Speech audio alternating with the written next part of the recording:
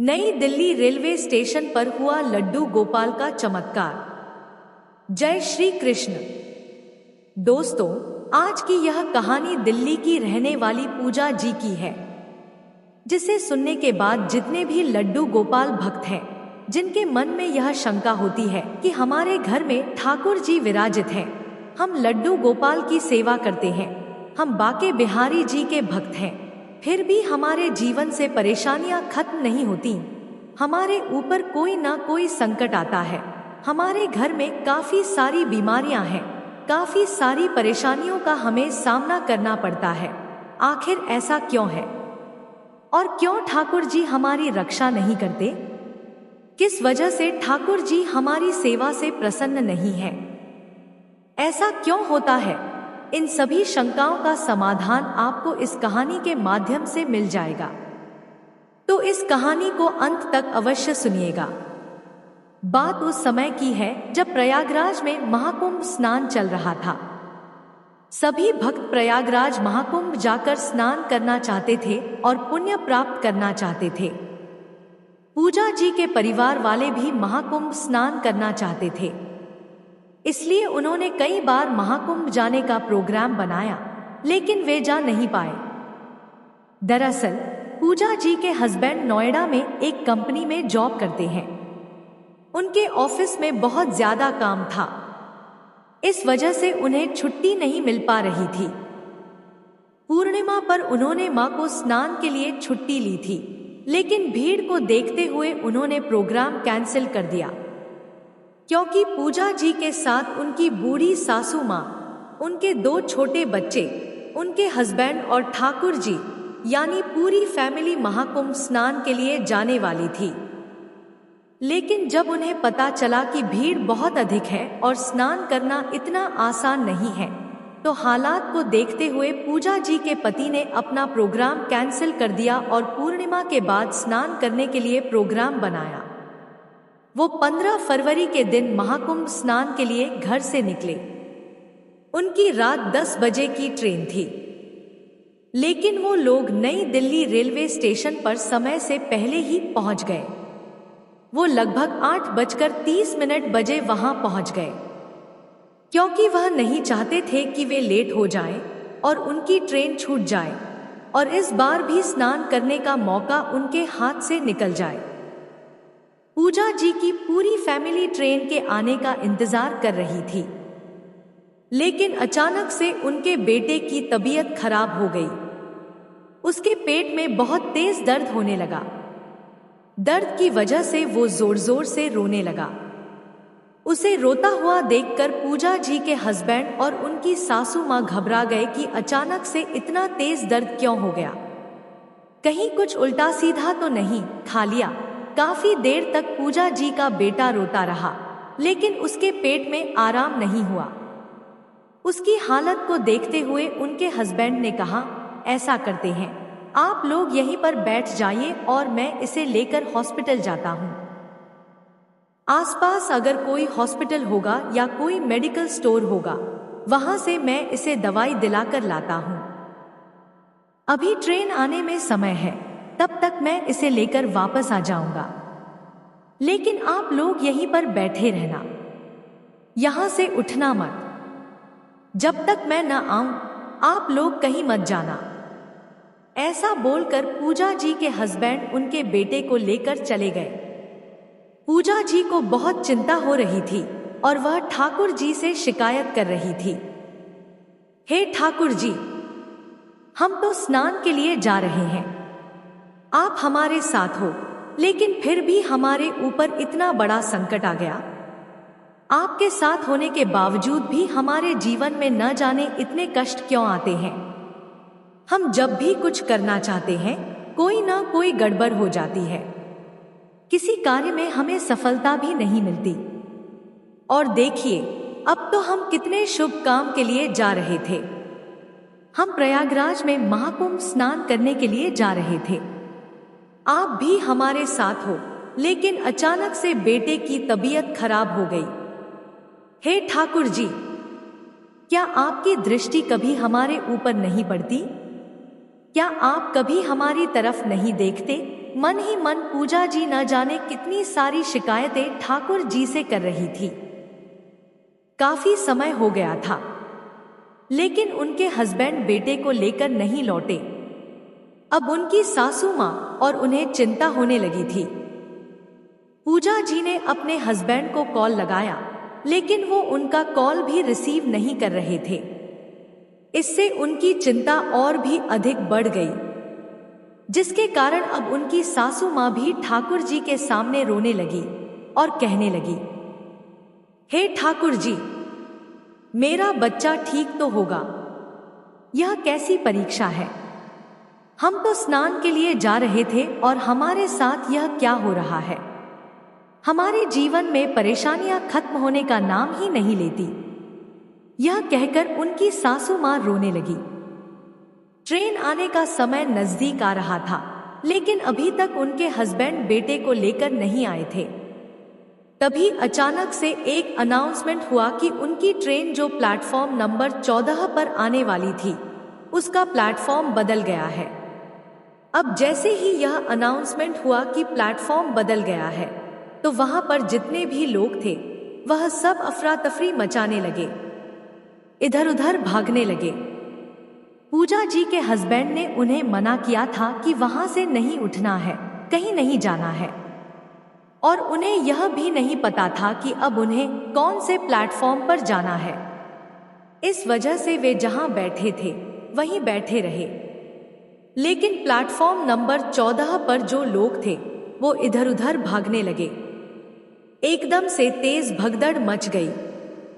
Train आने का platform बदलने की बात सुनकर सभी लोगों में असमंजस की स्थिति पैदा हो गई और यात्री इधर उधर भागने लगे।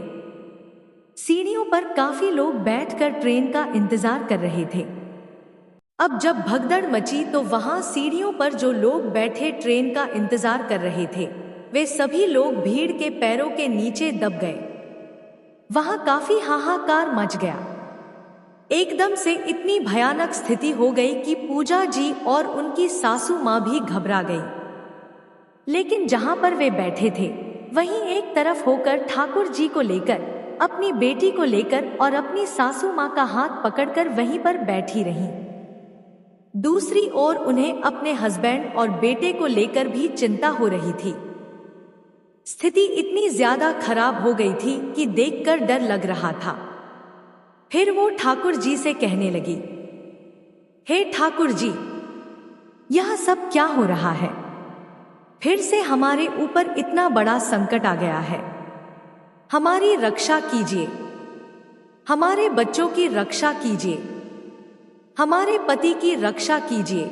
और घबराकर पूजा जी जोर जोर से रोने लगी। सीढ़ियों पर बैठे हुए काफी लोग भीड़ के नीचे दब गए। उनमें से काफी घायल हो गए। कई लोगों की जान चली गई। कुछ देर बाद नई दिल्ली रेलवे स्टेशन पर सुरक्षा कर्मी पहुंचे। उन्होंने वहां आकर भीड़ को कंट्रोल किया, लोगों को वहां से हटाया। जो लोग घायल थे उन्हें हॉस्पिटल पहुंचाया और जो लोग भीड़ के नीचे दबकर मर गए थे उन्हें भी हॉस्पिटल पहुंचाया। उस भयानक मंजर को देखकर पूजा जी की सांसें उखड़ रही थी। उनकी सासू माँ की हालत भी बहुत अधिक खराब हो रही थी। उन्हें अपने हस्बैंड और बेटे की बहुत चिंता हो रही थी। वे बार बार ठाकुर जी से शिकायत कर रही थी, बार बार ठाकुर जी के साथ झगड़ा कर रही थी और उनका विश्वास भी उनके ऊपर से डगमगाने लगा था। ठाकुर जी हमारे साथ हैं, फिर भी हमारे साथ इतना बुरा हो रहा है। कहीं उस भीड़ में, उस भगदड़ में हमारे बेटे को चोट न लग गई हो, कहीं हमारे हस्बैंड को चोट न लग गई हो। काफी सारी बातें पूजा जी के मन में चल रही थी। लेकिन कुछ समय पश्चात उन्होंने अपने हस्बैंड और बेटे को आते हुए देखा, जबकि सुरक्षा कर्मियों ने उन्हें वहां से हटा दिया था जहां वे अपनी सासू माँ और बेटी के साथ बैठी थी, और वे दूसरी जगह जाकर खड़ी थी।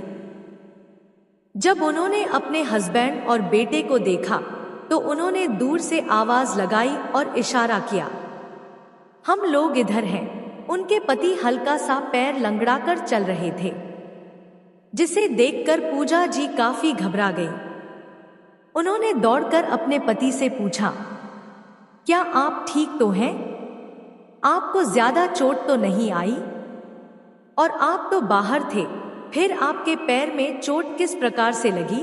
अब उनके हस्बैंड ने बताया, जब मैं अपने बेटे को लेकर आ रहा था, जिस रिक्शा में हम बैठे थे, उस रिक्शा में अचानक से एक वाहन ने आकर टक्कर मार दी।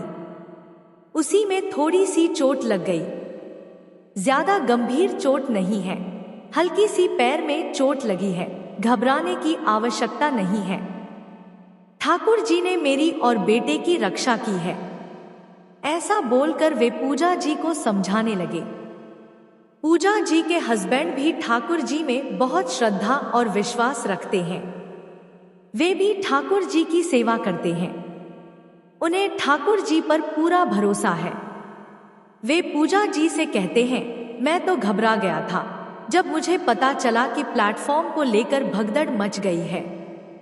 अंदर रेलवे स्टेशन में काफी लोग मर गए हैं, काफी घायल हो गए हैं। मेरी तो सांसें ही अटक गई थी। मैं ठाकुर जी से प्रार्थना कर रहा था, हे ठाकुर जी, मेरे परिवार की रक्षा करना। लेकिन मुझे जरा भी चिंता नहीं थी, क्योंकि मैं जानता था कि ठाकुर जी तुम्हारी गोद में हैं और वे तुम्हें कुछ नहीं होने देंगे। वो तुम्हारी रक्षा करेंगे, माँ की रक्षा करेंगे, मेरी बेटी की रक्षा करेंगे। मुझे उन पर अटूट विश्वास था। अब अपने पति का ठाकुर जी के प्रति ऐसा अटूट विश्वास देखकर पूजा जी को मन ही मन बहुत बुरा लग रहा था, क्योंकि वो स्वयं ऐसा विश्वास ठाकुर जी पर नहीं कर पा रही थी। स्थिति को देखते हुए वे घबरा गई थी।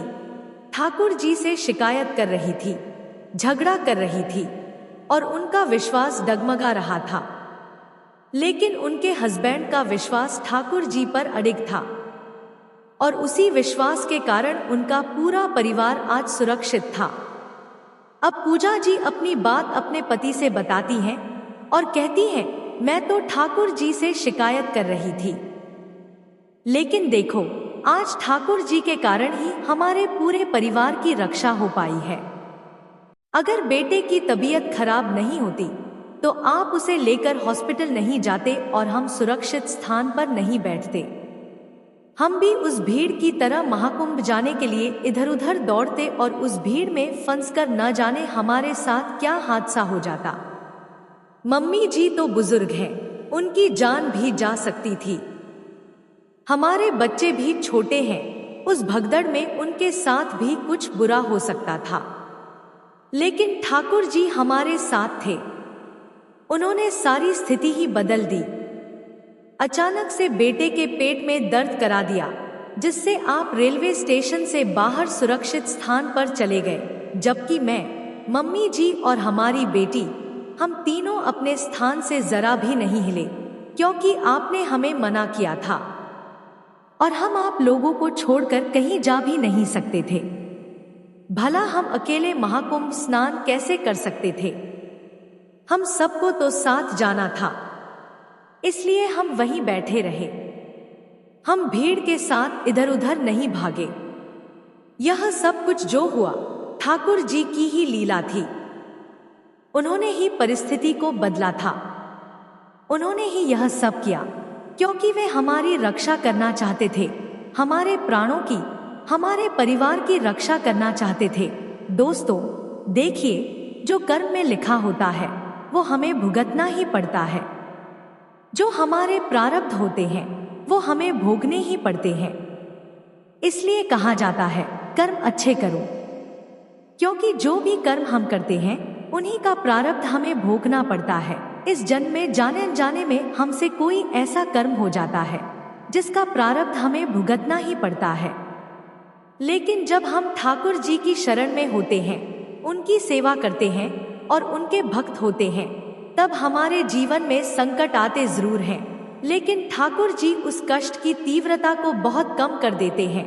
अगर किसी को पत्थर मारकर चोट पहुंचाई जाती है तो वह पीड़ा देता है, लेकिन यदि वही चोट किसी रुई की गेंद से दी जाए तो उससे हमें कोई पीड़ा नहीं होती। यानी कर्म का फल तो मिलेगा, लेकिन अगर ठाकुर जी की कृपा हो तो वह कष्ट बहुत कम मात्रा में मिलता है। ठाकुर जी हमारे बड़े से बड़े कष्ट को छोटे से कष्ट में परिवर्तित कर देते हैं। हमारा प्रारब्ध भी कटता है और उनके आशीर्वाद की छाया भी बनी रहती है। इसलिए जब जीवन में दुख आए तो हमें शिकायत करने के बजाय यह सोचना चाहिए कि शायद इससे बड़ा कष्ट हमारे भाग्य में लिखा था, जिसे ठाकुर जी ने कम कर दिया। ठाकुर जी जो भी करते हैं अपने भक्तों के लिए अच्छा ही करते हैं। अगर कष्ट आ रहा है तो इसका यह अर्थ नहीं कि ठाकुर जी हमारी सेवा से प्रसन्न नहीं है, बल्कि इसका अर्थ है कि हमारे पुराने कर्मों का हिसाब अब कट रहा है। इसलिए जल्दी जल्दी कष्ट आता है ताकि जल्दी जल्दी पाप नष्ट हो, और जब हमारे सारे पाप कर्म नष्ट हो जाते हैं तो ठाकुर जी हमारे जीवन में खुशियां ही खुशियां भर देते हैं। ठाकुर जी की दृष्टि हमारे ऊपर सुख और दुख दोनों में रहती है, लेकिन हम दुख में शिकायत करते हैं और सुख में धन्यवाद देना भूल जाते हैं। इसलिए सुख में भी हमें ठाकुर जी को धन्यवाद कहना चाहिए, क्योंकि वही हैं जो हमारी रक्षा करते हैं। ठाकुर जी ने पूजा जी के जीवन में होने वाली इस अनहोनी को एक हल्की सी चोट में परिवर्तित कर दिया था, यानी उनके हस्बैंड के पैर में हल्की सी चोट लगी थी, जबकि उनके भाग्य में इतना बड़ा हादसा लिखा था। यह ठाकुर जी की कृपा नहीं तो और क्या है।